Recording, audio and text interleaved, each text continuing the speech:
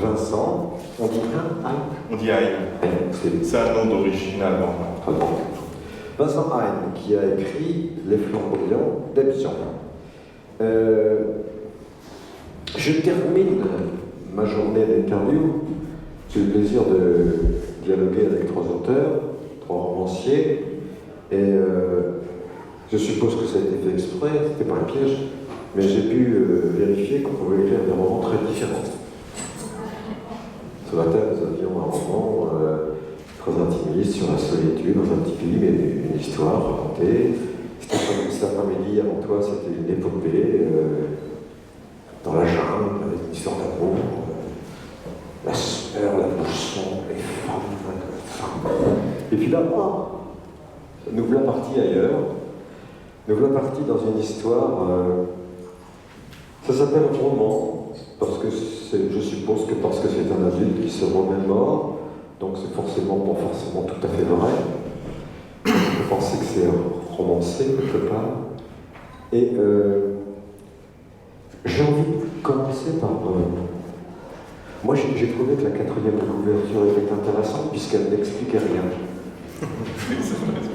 J'ai commencé par la 4e de couverture qui n'explique rien, mais qui, je crois, donne le ton. Puis après, je donnerai la parole à Vincent.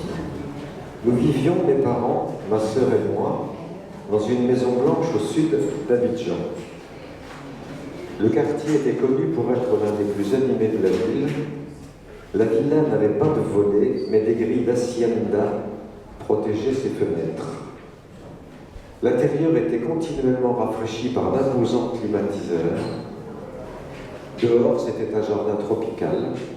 Ici et là, avaient été plantés quelques bananiers, un caoutchouc luisant duquel tombait le cri d'oiseau exalté, des manguiers, un flamboyant et un papayer solide avec ses feuilles en forme d'étoile. Une haie d'hibiscus, d'impatience de Zanzibar et de bec de perroquet nous servait de clôture et nous isolait de la vie africaine. Bon, ben c'est magnifique, tout simplement, on peut bien le dire, hein, c'est pas parce qu'il est là. Ce roman est un long récit extraordinairement travaillé. Si je prenais une image, parce qu'elle me vient à l'esprit, je prendrais les premières pages du Parfum de Cécile. Quand il raconte le début, ça sent, ça grouille, ça vit. Et ce roman, ça sent, ça grouille, ça vit. Donc, ce travail d'écriture, pourquoi l'as-tu entrepris et comment tu l'as entrepris de cette manière? C'est des questions auxquelles il est toujours difficile de répondre.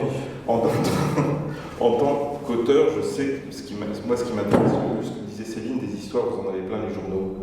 Ce qui est intéressant, c'est le style. Donc moi, mon travail d'écrivain, c'est vraiment un travail que je fais sur le style et sur la langue. Je pense que nous, les auteurs, les écrivains, notre rôle principal, c'est d'abord de restituer la vie contemporaine que nous avons vécue en laissant des témoignages. Là, en l'occurrence, c'est des livres sur l'Afrique, il y en a nombreux et très très bons qui ont été écrits. Gide, je pense à Gide, je pense à Leclésio. Plus récemment, comment s'appelle-t-elle, ce livre qui a été écrit, qui s'appelle C'est fort la France.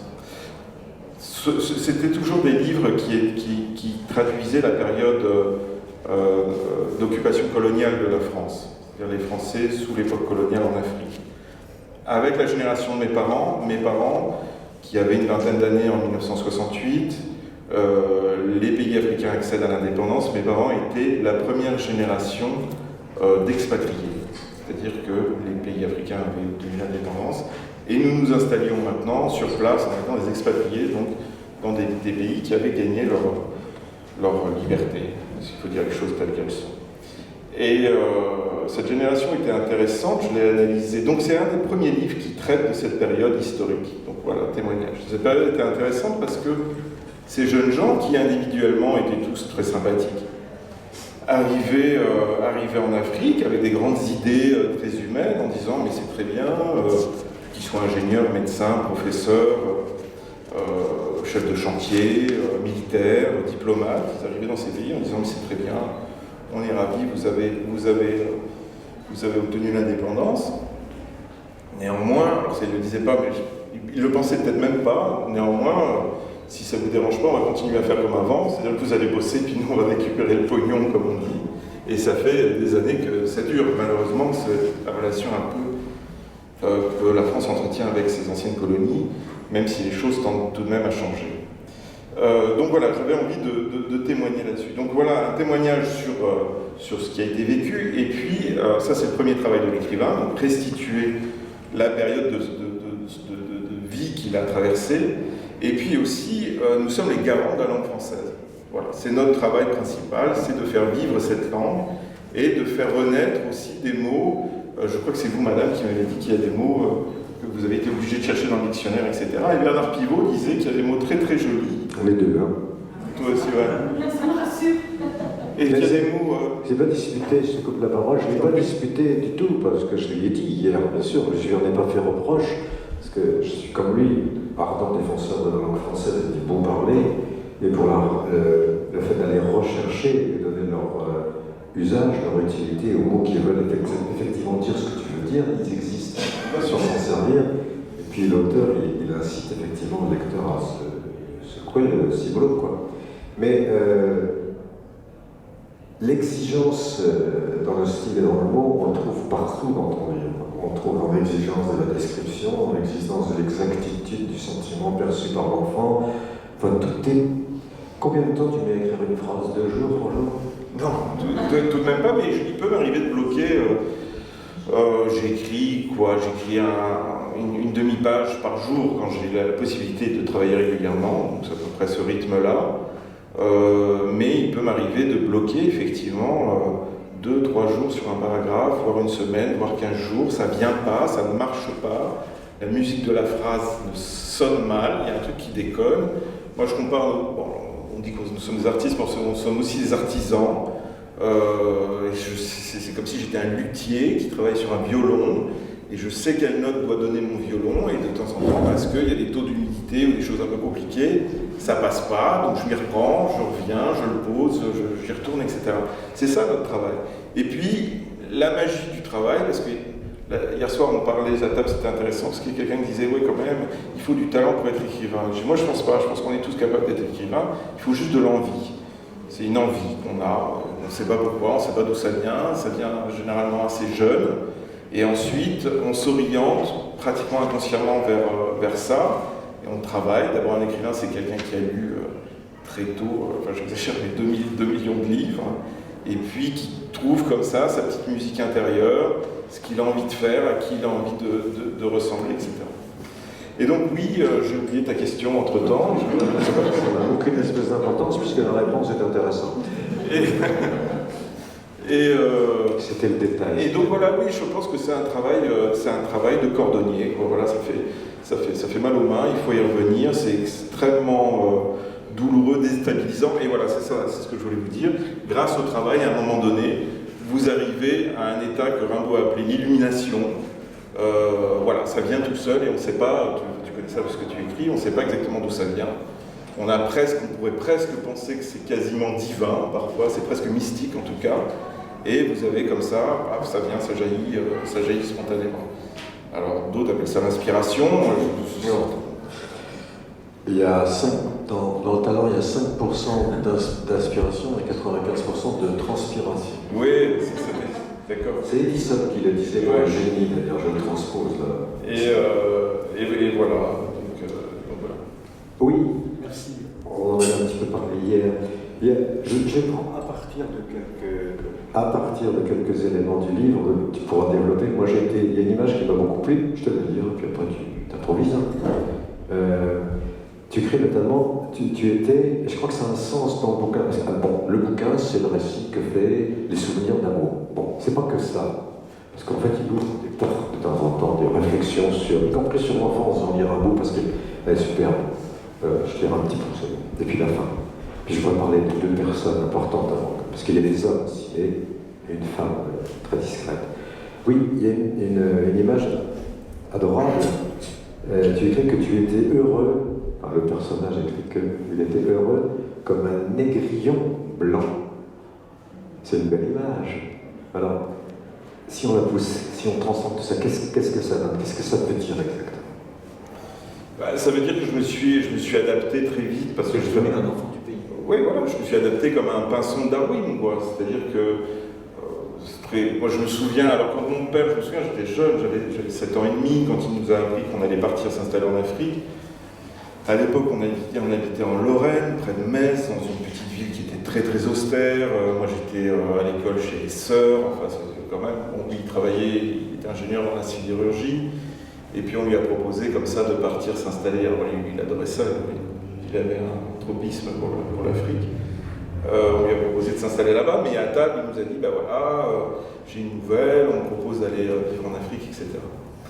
Et moi, dans mon imaginaire d'enfant, je me suis imaginé que l'Afrique, c'était, à l'époque je disais Tintin au Congo, et je me suis imaginé que ce serait ça.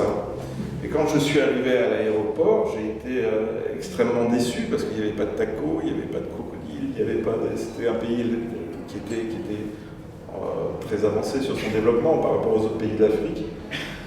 Mais je me souviens de ma petite sœur qui s'est mise à hurler dans le hall de l'aéroport parce que tous les gens étaient noirs, etc. Mais passé ces 2 premières journées, on est devenu noir. On est devenu. Et puis, faut dire ce qu'il y a. Une enfance en Afrique, c'est une enfance qui est magique, quoi. Parce que ce sont des gens qui sont extrêmement attachés aux enfants, qui sont extrêmement gentils, qui vous élèvent comme si vous étiez leurs propres enfants, avec un naturel absolu, enfin, je veux dire, sans arrière-pensée, sans calcul. Voilà. Donc, un enfant ne peut se sentir. Vous savez, c'est pas compliqué, un enfant. Vous vous occupez de lui, vous lui donnez de l'amour et il vous le rend. C'est aussi simple que ça. Donc, que ça vienne d'une nounou algérienne, suédoise ou ivoirienne, ça fonctionne, voilà, ça fonctionne assez bien. Mais ça tombe bien parce que je vais passer, c'est pas la question, je change. Dans le roman, il y a plein de personnages qui l'irritent, parce que ce sont des personnages qu'il voit. Il est fasciné par des danseurs qui sont peints avec des peintures avec de l'argile, de la terre, du kaolin, etc. Alors, c'est aussi un tour d'horizon complet de la faune et de la flore, avec une description absolument parfaite. Je ne sais pas le mot qui convient. Bon, je sais pas, c'est une description belle de toutes les plantes. Vous avez c'est un herbier. Voilà.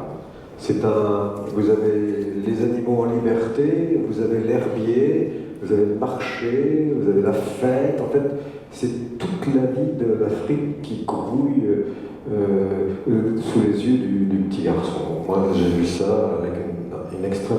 Et le monde, il fixe ça avec une extrême précision. Et il y a 2 personnages, on n'en parle pas beaucoup, mais pour moi, il y en a 3. Mais il y a 2 personnages qui ont une fonction essentielle, puisqu'ils sont cités, et on sent que le narrateur les aime. Et je reparlerai du deuxième, qui est la femme. Il y a les 2 personnages, c'est Emmanuel et Yvonne. Ils humanisent, si je puis dire, le roman, parce qu'il n'y a que, si tu cites quelquefois le papa, la petite sœur, etc., mais eux, ils ont vraiment une importance. Quel est le rapport qu'il y a avec ces 2 personnages-là?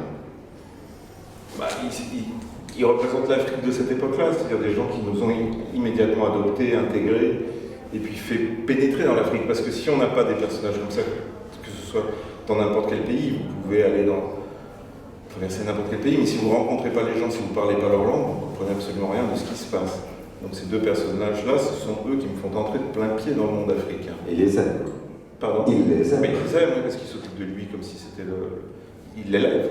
Oui, il le transmet sur le dos, il le transporte, etc. Donc c'est quelque chose de très important. Je vais lire. Alors, description, je vous ai raconté, je vous ai dit, mais vous avez aussi des réflexions, je veux appeler ça des réflexions, parce que je ne peux pas trouver d'autres mots. Et je vais me permettre d'en lire un extrait, c'est sur l'adulte pense à l'enfance et dit ce qu'il pense de l'enfance et des enfants. Il y a un passage que j'appelle « Les enfants ne renoncent jamais », qui est un passage assez extraordinaire, je me dis. Les enfants ne renoncent jamais, c'est ce qui les rend sympathiques et effrayants. Ils ont avec eux la belle énergie du temps. Ils sortent d'une fièvre qui, la veille, est donnée pour mort, et soudain, le pyjama encore humide, ils entreprennent la conquête d'un empire, le siège d'une citadelle, la reconstruction d'un château médiéval, l'organisation d'un bal avec princesses et prétendants, des Jeux Olympiques d'hiver, une chasse aux dinosaures, le tour du monde en ballon, ou l'ascension du K2.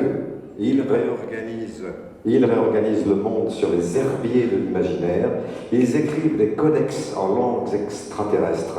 Ils renomment les étoiles et les galaxies. Ils redessinent les cartes, les frontières, les fleuves et les rivières. Ils inventent une économie basée sur le cours de la choupa-choup et du carambar. Ils peignent à plusieurs, au bouchon ou à la main, des fresques gigantesques sur lesquelles il n'est plus question ni de Dieu ni de faute originelle. Ils changent les couleurs des arcs-en-ciel, des nuages, de l'air, des forêts et du soleil.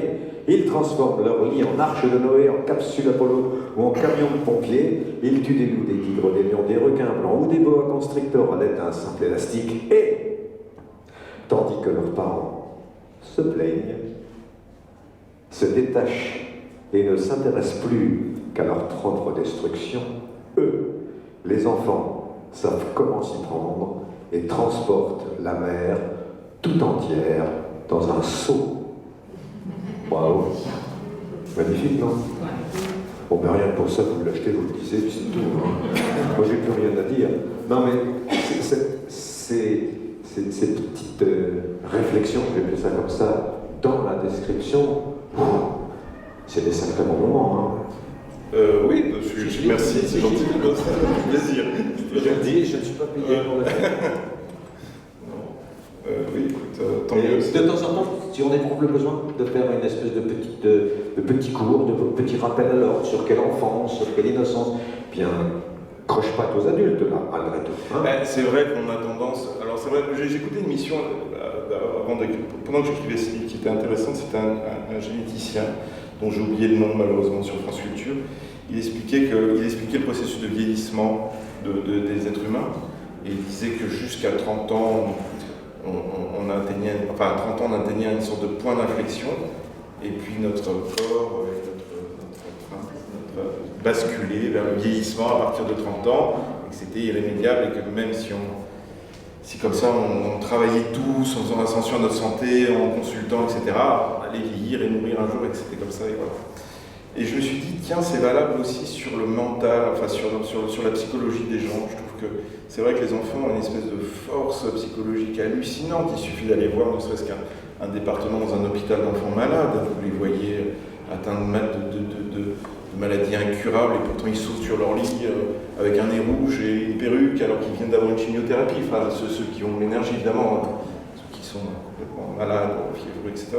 Mais même avec de la fièvre, moi j'ai un petit garçon qui est capable de faire des choses hallucinantes avec 38 de fièvre alors que moi je suis à 37,5 et complètement à mort.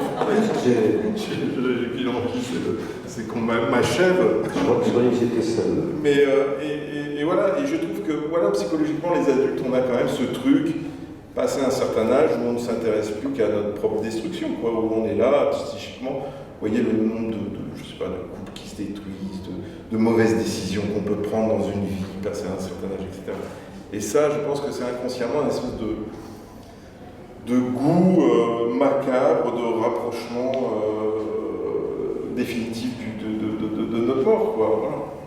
Alors, contre lequel on doit lutter, hein, parce qu'il y a des gens très âgés qui justement sont très optimistes et s'intéressent à la vie, etc. Peut-être que ça s'en va, peut-être que ça revient. Non, il y a des gens qui sont plus doués que d'autres pour parer ce genre d'indélicatesse de la vie, je pense. Quand on lit des choses comme ça, on peut penser que l'auteur, celui qui l'a écrit encore, pourrait, pourquoi pas, et la question que je pose, c'est trouver une certaine nostalgie de sa jeunesse, de son enfance. Est-ce que c'est le cas?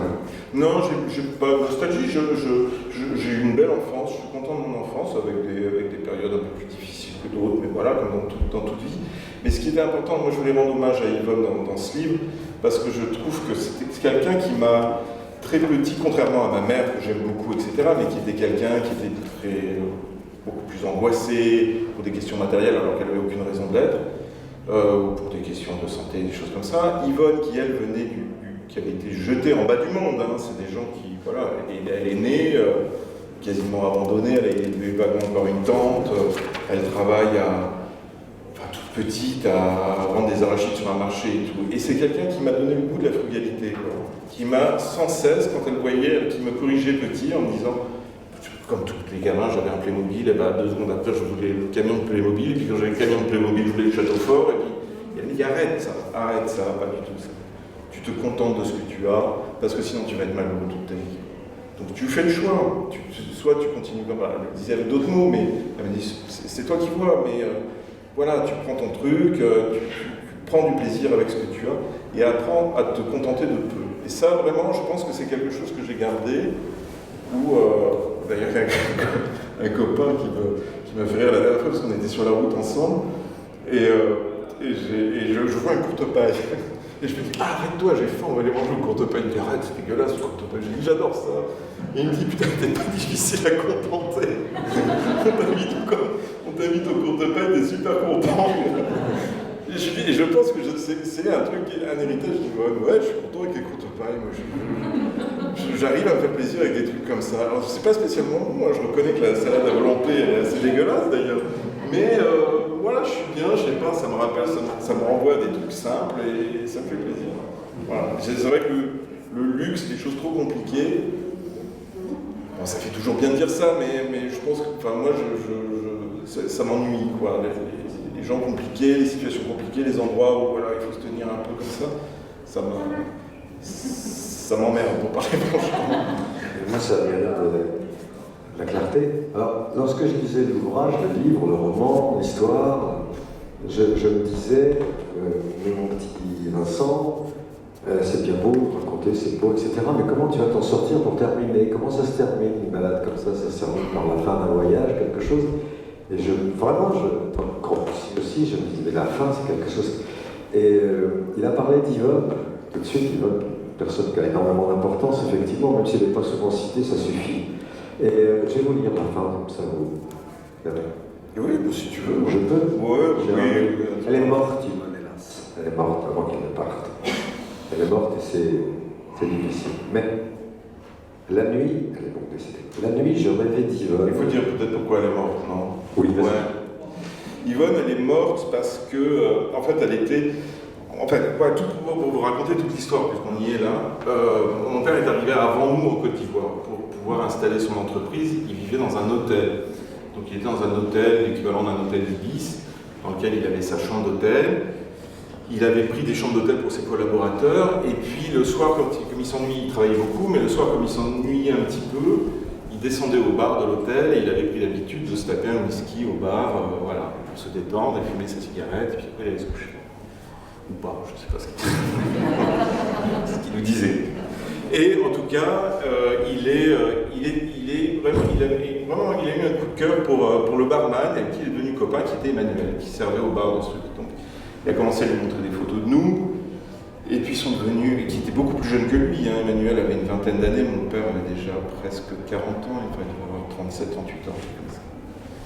Et ils sont devenus amis, il montre des photos de ses enfants, de sa femme et tout, ils vont bientôt arriver. Emmanuel lui dit, tu sais, moi j'en ai un peu marre là, dans cet hôtel, tu veux pas m'embaucher comme boy, parce que ça s'appelle d'ailleurs encore comme ça, je crois, et qu'il faut appeler un chat, comme boy chez vous et tout. Mon père lui dit, enfin tu vas pas être chez nous là, à faire le domestique. Il dit, mais arrête avec tes grandes idées, de toute façon, moi ça me fait un job, je suis content de travailler pour vous. Et puis c'est comme ça en Afrique, c'est la tradition, les Blancs doivent avoir des boys. Sinon, t'es pas respecté, tu vas être emmerdé dans le quartier et tout ça. Donc il est venu travailler chez nous. Donc quand nous, on est arrivés en Afrique, il y avait déjà Emmanuel. Et moi, je vois ce grand gaillard, en plus c'était un type vraiment beau, quoi. Il était grand, il avait quand même un côté comme ça, Isaac de Bancolé, tu vois, un type assez athlétique, hyper costaud, d'une bonne humeur permanente. Et donc moi, il m'attrapait d'un bras, il me jetait sur ses épaules et il m'emmenait dans les quartiers. Un peu chaud d'ailleurs, hein, d'Abidjan. Mes parents avaient confiance. Moi, je suis pas sûr que j'aurais laissé partir mon fils comme ça dans des quartiers pareils. Donc, c'est pas des bidonvilles, c'est pas loin, quoi. Et puis, il flirte avec une jeune fille qui était champouineuse chez un petit coiffeur africain, qui était Yvonne, et qui, elle, était d'une douceur absolue avec moi, qui me gâtait, qui faisait vraiment attention, mais pas qui me donne des bonbons, des choses comme ça, qui vraiment faisait attention de me donner de l'eau, il fallait que je sois toujours propre sur moi, qui faisait attention à ma santé, c'était pas Elle était bonne avec moi, pas pour elle, vous voyez. Et puis ils sont tombés amoureux, Yvonne est venue s'installer à la maison, donc elle a travaillé pareillement pour nous. Et donc voilà la vie qui s'est organisée comme ça, tranquillement. Mais Emmanuel avait tout de même en tête l'idée de venir en France. Et donc il disait à mon père, quand vous partez, vous me ramenez en France, etc. On rentre tous en France. Mon père me dit, non mais moi je ne peux pas te ramener en France, c'est pas possible. D'abord il y a les papiers, et puis je ne peux pas te prendre en France. Voilà, il va falloir que je te déclare les charges, moi j'aurai pas le même salaire, ce sera pas possible. Tu sais, je veux bien t'aider à la limite à aller en France. Et il me dit, mais tu sais, aller en France, tu fais une connerie, tu vas pas forcément être heureux. Enfin bon, bref, je chopais comme ça dans la cuisine, dans le salon, des briefs de conversation, et je voyais qu'Emmanuel en souffrait. Et parallèlement, et alors lui qui était têtu comme une bourrique, il s'était mis en tête d'aller en France, et Yvonne le sentait, voyait bien qu'il lui échappait. Et donc il a commencé à trouver un job le soir à l'Hôtel d'Ivoire, qui est un hôtel de luxe à Abidjan, pour se faire gagner un peu plus d'argent, et puis pour préparer son départ en France. Et puis, lui, il a commencé à moins s'intéresser à Yvonne au moment où elle est tombée enceinte. Mais ça, personne ne le savait, enfin en tout cas pas moi. Et puis, il est parti, du jour au lendemain, il est parti en France. Il a disparu. Il m'a dit au revoir un soir, je me souviens très bien de ce moment-là, et puis il n'est jamais revenu. Donc on sait qu'il est parti en France, enfin, on se doute qu'il est parti en France. Et elle s'est pas plainte, elle a continué à faire son truc. Bon, je voyais qu'elle allait pas bien, moi j'allais pas bien non plus, mes parents non plus, parce qu'ils étaient extrêmement attachés à lui. Hein. Bon, voilà, la vie continuait comme ça et tout. Et un mercredi, donc il y avait la maison principale, et puis ils avaient une petite maison qu'on appelait la Boërie. Hein. C'est vraiment un nom absolument infâme, enfin bon, c'est comme ça que ça s'appelait une Boërie. Donc ils avaient deux espèces de petites maisons, 2 chambres, avec c'était mignon d'ailleurs, hein, c'était un bel endroit, c'était à côté de la piscine, c'était sympa. Et c'était leur maison. Et un mercredi, je la cherche, et je rentre dans leur chambre, dans ce chambre.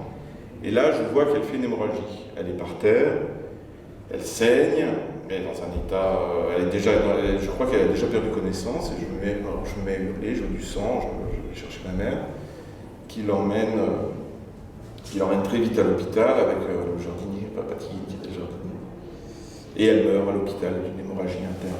Et en fait, cette Yvonne, elle avait acheté c'était la mode à l'époque, ça se pratiquait, la mode, c'est un mot, il y a des assez, mais enfin ça se pratiquait à l'époque. Les Africaines qui voulaient divorcer achetaient une poudre de piment, j'allais dire, de verre pilé, qu'elles buvaient comme de l'aspergique, si vous voulez, de l'eau. Alors, quand c'était... Pour avorter, ouais. Donc tu as dit divorcer. Ah, j'ai dit divorcer, merci. Là-dessus... Et donc, alors quand c'était bien pilé, d'après le médecin, ça n'avait aucun effet, absolument aucun effet, ça passait comme ça, mais des fois c'était moins bien pilé, alors c'était des vieilles femmes ignorantes qui vendaient ça sur les marchés. Et elle s'est avec ça, et elle a fait une hémorragie interne, donc l'estomac, etc. Enfin bon, bref, et elle est morte à l'hôpital. Voilà, donc là c'est la fin. Et voilà la fin. Je la lis, moi je ne ferai pas de commentaires. Tu diras ce que tu veux. Moi, j'ai trouvé que c'était un... Je vais dire ce que je t'ai dit, puisque je t'ai dit hier soir, lorsque j'ai lu la fin, je dis oh le salaud. Tellement, pour moi, c'est implicite. La nuit, je rêvais d'Yvonne, et souvent je me réveillais en pleurant. Elle marchait sur la plage, pieds nus, avec un pagne noué sur l'épaule. Elle ramassait un peu d'écume avec le plat de sa main. Sa peau était une pluie de cendres boueuses, comme seul en crachent les volcans. Son sourire irradiait. Ses seins étaient un incendie et son ventre, le ventre du monde. Et puis elle s'asseyait. Ses jambes s'ouvraient doucement sur le néant et la mer. Ses doigts s'enfouissaient dans le sable rouge et je sortais de son sexe saignant comme l'enfant noir, hurlant et brûlant, qu'elle n'aura finalement jamais eu. Moi, je ne vais pas dire plus. Voilà, Vous avez des questions? Ouais, vous sentez bien, c'est un ouvrage de grande sensibilité, grande pudeur, grande force, et surtout, ou en plus, extraordinairement œuvré.